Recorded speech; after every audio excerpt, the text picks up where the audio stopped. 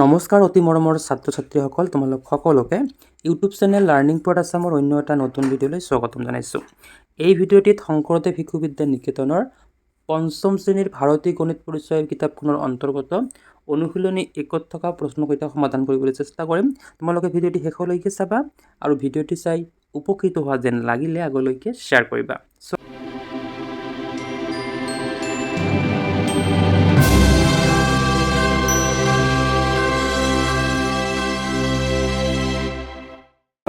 অনুশীলনী 1ৰ ইয়াৰে 1 নম্বৰ প্ৰশ্নটোত দিয়া আছে 2, 0 আৰু 4ৰে লিখিব পৰা আটাইতকৈ সৰু আৰু আটাইতকৈ ডাঙৰ সংখ্যাটো কি?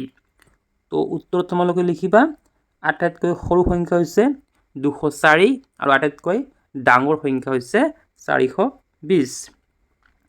প্ৰশ্ন নম্বৰ 2, 1ৰে আৰম্ভ আৰু 5ৰে শেষ হোৱা 6টা অংকযুক্ত আটাইতকৈ সৰু আৰু আটাইতকৈ ডাঙৰ সংখ্যা লিখা।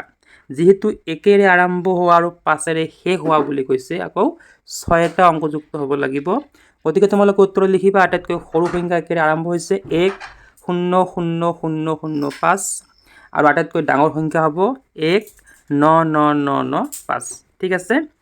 এতিয়া চোৱা প্ৰশ্ন নম্বৰ 3, 2, 3 আৰু 4ৰে গঠন কৰিব পৰা 3টা অংক বিশিষ্ট সংখ্যাবোৰ লিখি ঊৰ্ধ্বক্ৰমত সজোৱা।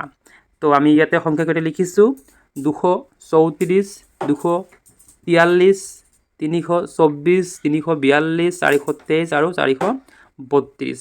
তোমালোকে নিশ্চয় জানা ঊৰ্ধ্বক্ৰম মানে হৈছে সৰুৰ পৰা ডাঙৰলৈকে, আৰু ইয়াতে সৰুৰ পৰা ডাঙৰলৈকে সুন্দৰকৈ সজাই দিয়া হৈছে। ঠিক আছে, চাই ল'বা। এতিয়া চোৱা প্ৰশ্ন নম্বৰ 4, 5, 8, 7 আৰু 4ৰে গঠন কৰিব পৰা 4টা অংক বিশিষ্ট সংখ্যাবোৰ লিখি অধক্ৰমত সজোৱা। তোমালোকে নিশ্চয় জানা যে অধক্ৰম মানে হৈছে ডাঙৰৰ পৰা সৰু। তো ইয়াতে আমি সুন্দৰকৈ সংখ্যাবোৰ লিখিছোঁ। ইয়াতে মুঠতে 24টা সংখ্যা হ'ব। যেহেতু 4টা অংক বিশিষ্ট সংখ্যা, সেয়ে ইয়াত 24টা হ'ব। আৰু এই 24টা সংখ্যা লিখাৰ পিছত আমি ইয়াতে ডাঙৰৰ পৰা সৰুলৈকে লিখিছোঁ, মানে অধক্ৰমত সজাইছোঁ। তোমালোকে ভালদৰে চাই ল'বা।